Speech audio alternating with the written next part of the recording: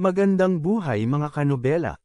Bago tayo magpatuloy, nais kong magpasalamat sa lahat ng nag-subscribe sa ating munting channel. At sa mga hindi pa nakapag-subscribe, kung maaari ay mag-subscribe na sa aking channel at pindutin ang notification bell para updated kayo sa bawat kabanata. Maaari rin kayong mag-like, comment, at e-share ang ating video para malaman din ng iba nating mga kanobela. Maraming salamat po. Ang Karisma ni Charlie Wade Kabanata 281 hanggang 285. Kabanata 281. Sa napakaraming bigwigs na nagtipon, si Orville ay hindi nangahas na magsalita ng malakas. Kahit sa teritoryo niya, pagpasok niya sa private room, sarat lang ang inaasal niya. Kawag-kawag ang buntot sa harap ni Charlie, umaasang masusuri niya ang sarili. Nang makitang maingat si Orville, ngumiti si Charlie sa kanya, tumango at sinabing, "Mr. Orville, kawili-wili ka." Narinig ni Orville ang mga salita ni Charlie at sinabing may pananabik. "Karangalan kong magawa ang mga bagay ito, para kay Mr. Wade. Mr. Wade, mangyaring pumunta sa iyong upuan." Bahagyang tumango si Charlie at umupo sa pwesto. Pagkatapos ay magalang na sinabi ni Orville, "Mr. Wade, kung may mga utos ka, just call me. Nasa labas lang ako." Pagkatapos ng lahat, maingat siyang lumabas sa kahon at binantayan ang pinto ng kahon ng diamante na parang waiter. Si Mr. Orville ay isa ring hari ng Oris Hill Underground. Ngunit sa oras na ito, isa lamang siyang gangster na hindi makaakyat sa entablado. Ang bawat isa sa loob na kumakain na kasama si Charlie, ay mas mahusay kaysa sa kanyang sarili. Sa kanyang kapasidad, hindi siya kwalipikadong direktang pumunta sa mesa. Sa kanyang katayuan sa buhay ay mapalad na siya na makausap si Charlie. Pagkaupo ni Charlie sa main seat ay sumunod na rin si Warnia at diretsyong umupo sa kanang upuan ni Charlie. Magkalapit ang dalawa, kalahating distansya lang. Naamoy pa ni Charlie ang mahinang bango ng katawan ni Warnia. Ayon sa mga patakaran sa hapagkainan, ang pinakakilalang tao ay ang pangunahing upuan, at ang susunod na antas na tao ay nasa magkabilang panig ng mga bisitang VIP. Sa kanila, ang pamilya Song ang pinakamalakas. Bilang kinatawan ng pamilya Song, natural na gustong maupo ni Warnia kasama si Charlie. Sa makatuwid, sa oras na ito, kung sino ang maaaring umupo sa kabilang panig ni Charlie ay naging bagay ng mga intensyon ng ibang tao na lumaban. Itinulak ni Chin Gang si Aosho sa oras na ito at ngumiti at sinabi kay Charlie, "Mr. Wade, ikaw na isang taong may dakilang mahiwagang kapangyarihan. Matagal ka nang hinahangaan ng aking anak na si Aosho at palagi kang itinuturing na isang idolo sa kanyang puso. Bakit hindi mo rin siya hayaang umupo? Maghahain sa iyo ng tsaa at magbubuhos ng alak. Ano sa palagay mo?" Sa oras na ito, si Aosho ay namula at napahiya sa kanyang puso. Bagamat gusto rin niya si Mr. Wade, sinabi na ng kanyang ama, na dapat niyang sakupin ang pagkakataon. Ngunit sa harap ng isang grupo ng mga tao, ito ay masyadong kaiya-hiya. Gayunpaman, bagaman siya ay napahiya, si Aosho ay hindi ang uri na baluktot na tao, at hayagan niyang sinabi, "Mr. Wade, mangyaring bigyan ng pagkakataon si Aosho na maglingkod." Natigilan si Charlie nang marinig niya ang mga salita, at mahinang sinabi, "Since you have the heart, maupo ka lang sa tabi ko." Tuwang-tuwa si Aosho at nagmamadaling yumuko para magpasalamat, at saka umupo sa tabi ni Charlie. Ang mga mata ni Chunky ay sobrang inggit. Sa totoo lang, gusto rin niyang katabi ang kanyang apo kay Ginoong Wade. Gayunpaman, nagawa ni Aosho ang unang hakbang, at ang unang hakbang pasulong nang wala saglit na tinatanggal ang mukha na ito. Hindi naglakas loob si Chunky na isipin na gawin si Jovia bilang babae ni Mr. Wade. Pero kung si Jovia ay mapapabor ni Mr. Wade at matanggap bilang kasambahay, iyon na ang pagpapala ng paglilinang sa walong buhay. Kabanata 282. Sa pag-iisip nito, binigyan ni Chunky si Jovia ng malalim na tingin, kaya dapat siyang maghanap ng mga pagkakataon para makalapit kay Charlie. Paanong hindi alam ni Jovia ang iniisip ng kanyang lolo, at ang kanyang mga pisngi ay bigla naging pulang-pula na kaakit-akit, nahihiya at mainit. Nagmamadaling ibinaba ni Jovia ang kanyang ulo, ngunit bumangon ang mga alon sa kanyang puso. Paminsan-minsan, itinaas niya ang kanyang ulo para tingnan si Charlie. Muling nagkadikit ang mga daliri niya. Si Mr. Wade ang pinakamakapangyarihang henyong doktor na nakita niya. Parehong ang kanyang karakter at superior ang hitsura. Pagmamalabis na ilarawan nito bilang bihira sa mundo. Ngunit alam na alam din niya sa kanyang puso na hindi siya maaaring maging karapat-dapat sa atensyon at paghanga ni Charlie. Maliban kay Jovia, tumingin din sina Aoshu at Warnia sa mga mata ni Charlie na may kakaibang kulay, at hindi nalalayo sa kanya ang kanilang magagandang mata. Hindi napansin ni Charlie ang tingin ng tatlong babae. Tumingin siya sa lahat at ngumiti. Itinaas niya ang tasa at sinabing, "Napakalaking kapalaran na makilala kayong lahat. Naghanda ako ng piging ngayon at gusto kong makipag-ugnayan sa lahat ng higit sa aking makakaya, sa hinaharap dito sa Ores Hill. Tiyak na kakailanganin ko ang tulong ng bawat isa sa inyo." Sa sandaling gumalaw ang kanyang kamay, dinampot din ng karamihan sa mesa ang mga tasa. Sa takot na ito ay isang hakbang na mas mabagal. Nagmamadaling sinabi ni Warnia kay Charlie, "Mr. Wade, masyado kang magalang. Kung mayroon kang anumang bagay, mangyaring huwag mag-atubiling sabihin sa amin. Ito ang dapat nating gawin." Sumunod din si Changki. Narating na ni Mr. Wade ang mundo, at ang kanyang mga kasanayan sa medikal ay napakahusay. Hahangaan ka ng matandang guro. Kung may anumang utos si Mr. Wade sa hinaharap, susundin ito ng matandang guro. Bahagyang ngumiti si Charlie at sinabi, "Okay, lahat ay nasa alak, lahat ay gagawin ito." Ginoong Wade, cheers! Ang bawat tao'y uminom ng isang baso ng alak ng magkasama, at pagkatapos ay magalang na itinaas ang baso. Nakikita ni Charlie na hindi maglakas loob na ilagay ito. Ibinaba muna ni Charlie ang baso ng alak at saka naglabas ng isang kahon mula sa kanyang mga braso. Agad na tumigil ang lahat sa kanilang galaw, at maging ang kanilang paghinga ay naging mas maingat. Ang kanilang mga mata ay nakatitig sa kahon. Ang kanilang pananabik ay hindi mapapantayan. Alam nilang nasa kahon na ito ang magic na gamot na iniisip ng lahat. Tiningnan ni Charlie ang lahat sa oras na ito, at mahinang sinabi, "Ito ang gamot na aking napino sa oras na ito." Talaga. Biglang naging excited ang lahat. Nagmamadali ang lahat sa mahiwagang gamot na ito, at sa oras na ito ay hindi na sila makapaghintay na tingnan ang mahiwagang gamot. Binuksan ni Charlie ang kahon, inihayag ang 10 tableta sa loob nito, at mahinang sinabi, "Ang gamot na pinino ko sa oras na ito ay hindi bababa sa 10 beses na mas epektibo kaysa sa gamot na napino ko noong nakaraan." 10 beses. Masyadong excited na nagsalita ang lahat. Gusto nila ng magic na gamot tulad ng huling pagkakataon na nasiyahan sila, ngunit hindi nila inaasahan na ang mahiwagang gamot na ito ay 10 beses na mas mahusay kaysa sa nauna. Sinabi ni Charlie sa oras na ito, "Ang aking gamot. Hindi ako mangahas na sabihin na ito ay makapagliligtas sa mga patay at maibabalik ang buhay at maging immortal. Ngunit maaari nitong palakasin ang katawan, pahabain ang buhay, at pagalingin ang lahat ng mga sakit. Bago mamatay, hanggat may hininga ka, makakabawi ka pagkatapos umiinom ng gamot ko. Hindi problema ang mabuhay ng ilang taon pa, sa makatuwid, pagkatapos kunin ito. Dapat kang maging maingat at hindi sexually lamunin." Lahat ay natakot at hindi makayanan. Sa pagkakataong ito, napakaganda ng gamot. Kabanata 283. Ang Pildores na hawak ni Charlie sa kanyang kamay ay walang iba kundi ang gamot na kanyang pinino ayon sa 9 Profound Heaven Scriptures. Ngunit nakakabaliw ang tibok ng puso ng lahat. Isang pulutong ng mga tao ang naghihintay upang makita ang kristal na tableta, at nagsimula ang paghinga ng lahat na nagmamadali.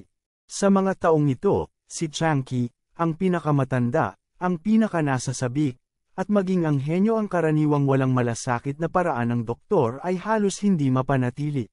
Siya ay may malubhang lumang pinsala na hindi pa gumagaling, na naging sanhi ng kanyang paghihirap sa sakit sa kalahati ng kanyang buhay. Noong nakaraang pagkakataon, paminsan-minsan ay pinapino niya ang mga tableta ni Charlie, at naibsan ang mga sintomas, ngunit hindi pa posible ang lunas. Ngayon, pagkatapos marinig na ang epekto ng bagong gamot na ito, na higit sa 10 beses ang epekto kaysa sa nauna, tuwang-tuwa si Chunky na naramdaman pa niyang kakayanin niya ng pagalingin ang mga lumang sugat. Kung ang magic medicine ni Mr. Wade ay talagang may ganitong epekto, kung gayon ito ay isang mahusay na kabaitan. At ang mga mata ni Warnia ay labis na nasa sabik. Bagamat gumamit si Charlie ng acupuncture para iligtas ang kanyang lolo, mahina pa rin ang katawan nito. Kung siya ay gustong mabuhay ng mahaba, dapat umasa siya sa mahiwagang gamot ni Charlie. Sa makatuwid, sa oras na ito, ang kanyang mga mata na tumitingin sa magic na gamot ay sobrang init, at lalong uminit ang mga mata na nakatingin kay Charlie. Para naman kay Chingang, halos mapasigaw siya sa tuwa nang maisipan niyang makakuha siya ng 2 mahiwagang gamot. Malumanay na sinabi ni Charlie sa oras na ito, ilang mga problema na hindi kayang gawin ng modernong medisina na magtagumpay, tulad ng diabetes, kidney failure, at iba pang mga malignant na sakit, ay maaaring gumaling sa pamamagitan ng pag-inom ng tabletang ito.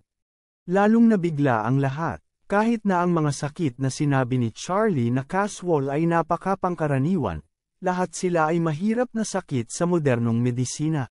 Not to mention na hindi sila mapapagaling sa pamamagitan ng pag-inom ng gamot, kahit ang ibang bansa ay hindi nila kayang gamutin. Lalo na ang diabetes ay kilala rin bilang undead cancer, wala talagang lunas. Ngunit dito sa tulong ni Charlie, maaaring gumaling sa isang mahiwagang gamot. Isa lang itong medikal na himala. Lahat ng naroroon ay napabuntong hininga, si Mr. Wade talaga ang henyong doktor ng mundo. Ang tunay na dragon ng 9 na araw.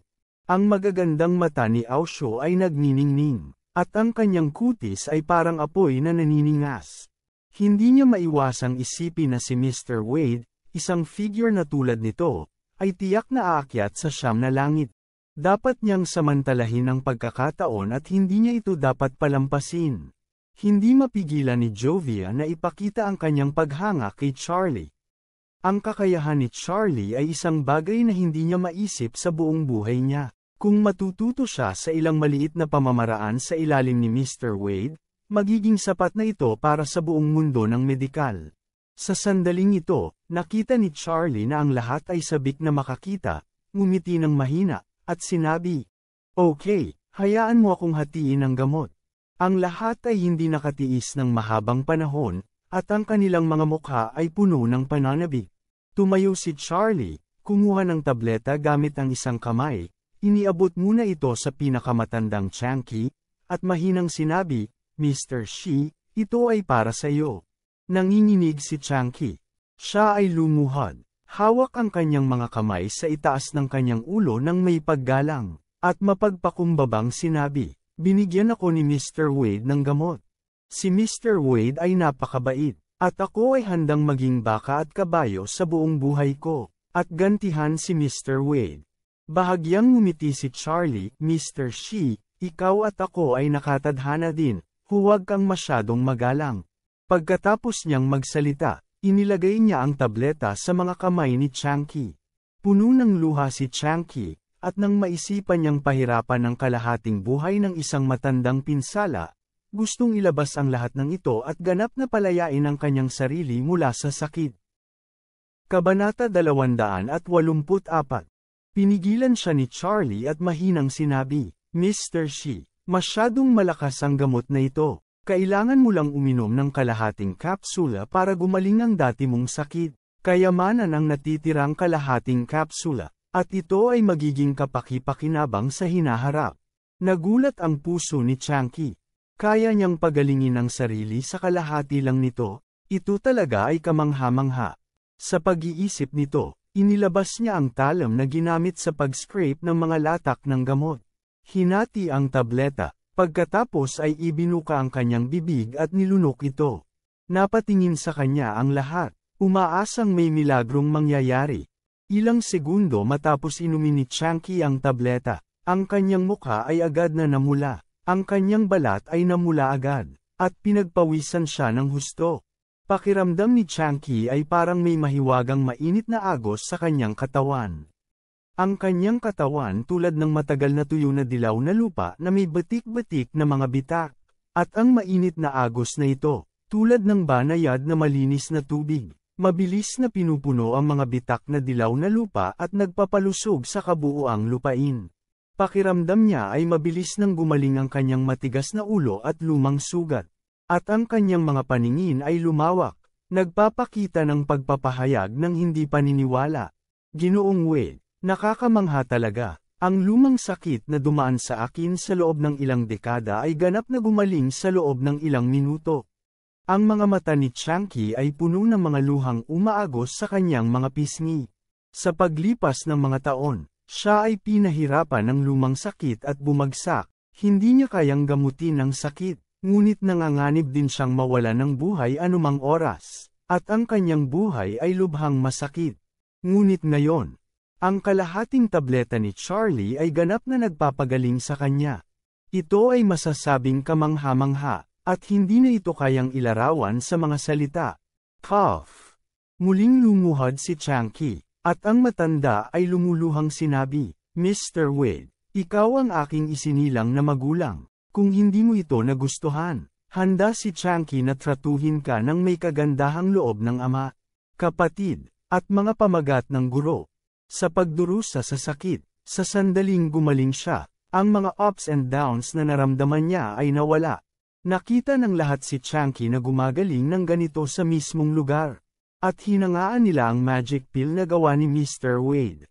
Ang tabletang ito lamang ay nagkakahalaga ng higit sa 10,000 ginto. Pagkatapos nilang makuha ito, hindi nila ito ibebenta para sa anumang halaga ng pera. Tumingin si Charlie kay Changqi, inalalayan siya ng isang kamay, at sinabing, Mr. Shi, alam ko na ang iyong iniisip, ngunit ikaw ay isang elder, kaya huwag mo akong saludohan sa hinaharap.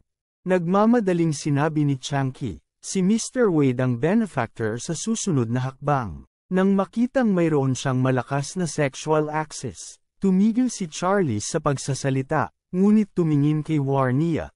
Kumuha ng gamot, at sinabing, Miss Song, itong gamot ay para kay Mr. Song. Nagmamadaling lumuhad si Warnia sa harapan ni Charlie gaya ng ginawa ni Changqi kanina. At itinaas ang mga kamay sa itaas ng kanyang ulo. Salamat, Mr. Wade, sa pagbibigay ng gamot. Ang iyong dakilang kabaitan ay hinding-hindi makakalimutan ng pamilyang Song. Tumango si Charlie at ngumiti, at walang kabiguan na kumuha ng 2 tableta. Itinago ang isang tableta sa loob ng manggas, at inilagay ang isa pang tableta sa mga kamay ni Warnia. Kinuha ni Warnia ang gamot at tuwang-tuwa.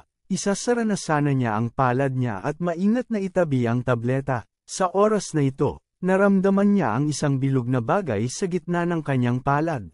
Nakaramdam siya ng kaunti sa kanyang puso. Itinaas ang kanyang ulo upang tingnan si Charlie, at nakita si Charlie na nakatingin sa kanya na may ngiti sa kanyang mukha. At kumislap ng bahagya ang kanyang kanang mata, at naintindihan niya ang ibig sabihin ni Charlie. Ito ay si Charlie na nagbibigay sa kanya ng isa pa. At pagkatapos ay sinabi sa kanya na tumahimik. Si Warnia ay labis na nasasabik at naantig. Hindi siya nangahas na umasa na magagawa ni Charlie na bigyan siya ng 2 tablet. Bukod dito, ang pangalawa ay ibinigay ng tahimik. Nangangahulugan ba ito na ang pangalawa ay hindi ibinigay kay Lolo, ngunit ibinigay sa kanya? Kabanata 285. Para kay Charlie, walang halaga ang pagbibigay kay Warnia ng isa pang gamot. Gayunpaman, para kay Warnia, ito ay may malaking kahalagahan. Sa oras na ito, ang kanyang puso ay naantig na ni Charlie, at naramdaman pa niya ang isang maliit na batang babae, na pinuprotektahan at inaalagaan ng isang malaking bata. Sa kanyang mga hangal na mata, lumakad si Charlie kay Solomon White at kumuha ng tablet. Mr. White, ito ay para sa iyo. Nanginginig ang buong katawan ni Solomon White, at agad na lumuhad sa lupa, tulad ng lahati, naghihintay ng may paggalang. Inilagay ni Charlie ang gamot sa kanyang kamay, At sinabi ni Solomon White, "Salamat Mr. Wade sa pagbigay ng gamot." Pakikinggan ni Solomon White ang iyong mga utos sa hinaharap. Nang makita ang kabanalan ni Solomon White na nakaluhod sa lupa, mahina niyang sinabi, "Mr. White, ang iyong anak at ang iyong pamangkin ay parehong nagalit sa akin sa simula. Kung hindi ka naging tao, malamang na nawala na sila sa mundong ito." Si Solomon White ay tumingkayad sa kanyang puso at nagmamadaling iniyuko ang kanyang ulo at sinabi, "Salamat Mr. Wade, sa pagtataas ng iyong kamay." Ngumiti si Charlie at sinabing, "Sabihin sa mga kabataan sa iyong pamilya na dapat nilang matutunan nilang kumilos na putol ang buntot." Nagmamadaling tumango si Solomon White. "Mr. Wade, huwag kang mag-alala, bibigyan ko sila ng babala." "Okay." Malumanay na sinabi ni Charlie, "Inumin mo ang gamot, at maaaring iligtas nito ang iyong buhay at kinabukasan." Sa sandaling makuha ni Solomon White ang magic pill, namula ang kanyang mukha sa pananabik, "Mr. Wade, kung kailangan mo ang pamilya ko sa hinaharap, mangyaring ipaalam sa akin." Pagkatapos noon, para kay Chin Gang, nangako si Charlie kay Ao Shu na bibigyan siya ng 2 tableta. Kaya binigyan ni Charlie ang Chin Gang ng isa, at si Ao Shu isa pa. Magkasamang lumuhad sa lupa ang mag-ama, sobrang banal. Agad na ipinahayag ni Chin Gang ang kanyang paninindigan, na nagsasabing, "Mula ngayon, gagawin na ng aking pamilyang Chin na ituring si Mr. Wade bilang ulo ng dragon." Bahagyang ngumiti si Charlie at tumango bilang kasiyahan. Sa oras na ito, naibigay na ang lahat ng mga gamot na dapat ibigay, ngunit naisip niya ang tungkol dito at malakas na sinabi, "Mr. Orville, pumasok ka." Si Orville, na nagbabantay sa pinto ng kahon, ay nagmamadaling pumasok. "Mr. Wade, ano ang utos mo?" With that, tiningnan ni Orville si Charlie nang may paggalang at iniyuko ang kanyang mga kamay bilang pagpupugay. Bahagyang tumango si Charlie at ngumiti. "Alam kong hindi na ako pandak. Masipag kang nagtrabaho. Naghanda ako ng tableta para sa iyo." Nang marinig ito ni Orville, tulala ang buong katawan niya. Ang mga limbs ay mainit, at sumasabog ang ulo. Kanina pa siya naghihintay sa labas ng kahon, at syempre, narinig niya ang sinabi ni Charlie, sa labas ng box at ang nangyari pagkatapos uminom ng gamot ni Changqi. Gayunpaman, alam na alam niya sa kanyang puso na ang isang taong tulad niya ay hindi makakasama sa entablado. Pagkatapos ng lahat, hindi siya maaaring maging karapat-dapat para sa gamot na ibinigay ni Mr. Wade. Gayunpaman, sa sandaling ito, narinig niya na ibibigay ni Charlie ang mahiwagang gamot na ito sa kanya. Lumuhad siya sa lupa nang walang pag-aalinlangan. "Ginoong Wade, isa akong illiterate na tao. Hindi ako marunong magsabi ng magagandang bagay. Simula ngayon, magiging yun na ang buhay ko. Kahit pahayaan mo akong umakyat at bumaba sa dagat ng apoy." Naantig si Orville kaya hindi niya napigilan ang sarili. Nakaluhod sa lupa, siya ay magalang na kinuha ang tableta mula kay Charlie. Tuwang-tuwa na para bang siya ay nakakuha ng isang walang katulad na kayamanan.